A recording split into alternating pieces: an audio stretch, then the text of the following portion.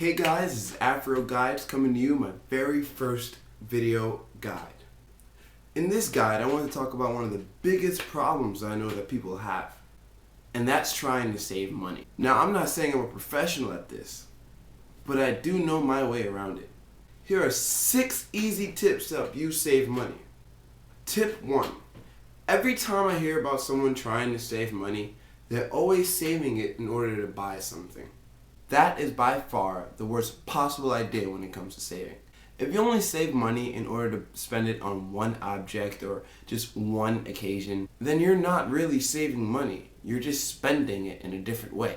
To me, the goal of saving money is to be able to have money for the things you want to do and the things you want to buy, while still being able to have money afterwards for the next occasion. Pretty much what I'm saying is save money only to save money. Think of a cash goal and not a consumer goal.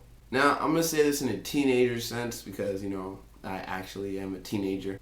Let's say you get $25 every week as allowance. And that's not counting random acts of kindness from your family or anything like that. Take 20% of that money out and you're saving $5 a week or $20 a month or $240 a year. Now let's add birthdays, Christmas, and other random occasions that your family might just give you money for no reason.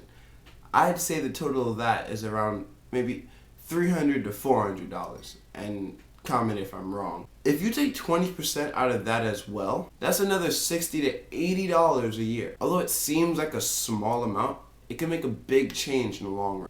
And change is the key word in tip 2. Tip 2 is basically saying save your change. I don't want you to spend your change. I don't want you to spend your change, lose your change, or give away your change. I want you to put it inside of a jar or an empty bottle. And don't do that thing where people buy a piggy bank to save their change because one thing is you just spent money to save your money.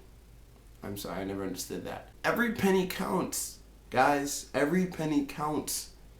It's the little copper thing that seems like no big iffy to you. If you lose it, you don't care. But it counts, guys. It adds up. A journey of 1,000 miles begins with the first step. And in this theory, the first step is that penny. Tip 3. Very important tip. Stay in your economical bracket. Please, stay there. Stay in your lane. Stay in your lane.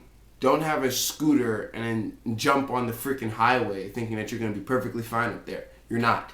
You're not, alright? I'd say this is probably the biggest problem for people living in the big city.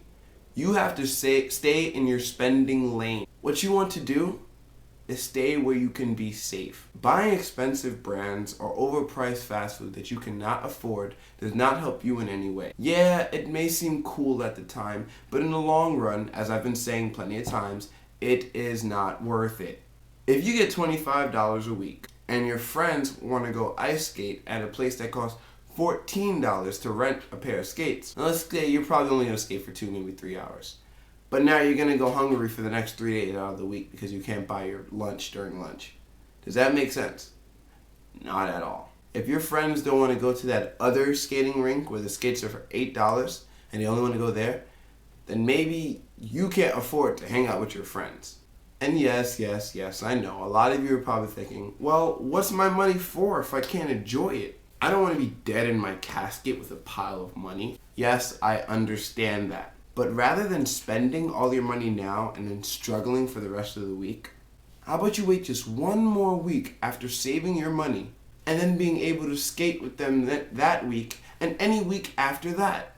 And for those of you that can't wait and want to be able to have fun right now, there's another alternative in tip 5. But for now, let's go to tip 4. Tip 4 is just an option. Saving money is both an internal and external struggle.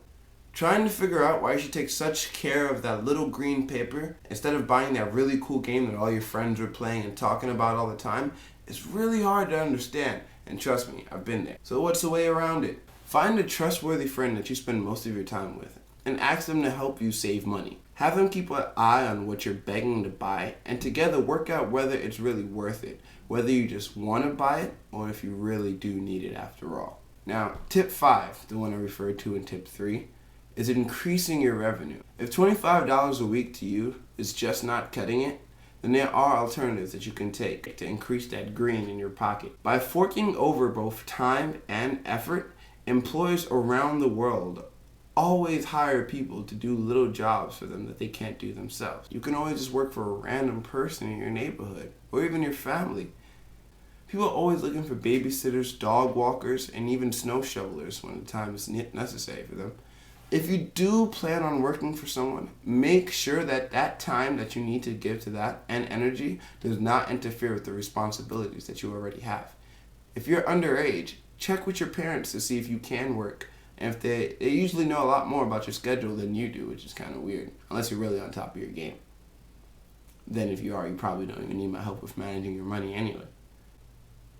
I highly doubt that getting a job now to buy shoes should weigh more than staying in college and going to a really good college and getting a really good job so you can buy a really nice house. Unless your future plan doesn't in any way involve college, and kudos to you, my friend, and I wish you good luck. And tip 6, the final tip, the denouement. Learn about money. Being educated about today's market can completely change your perspective concerning money. Knowing that dollar's worth compared to the rapidly declining price of that game you want so bad can just completely change the way you buy and can definitely change the way you save. Investing in stocks, savings bonds, and interest banking are ways to make your money work for you. A child who saves a portion of his money and invests it while working has a much higher chance of becoming rich than compared to a child who gets money from work, spends it as soon as he gets it, and then jumps back into that cycle again. In the end, both children still are able to buy the things they want and enjoy life, just that one cuts back a little. But it still makes a massive difference.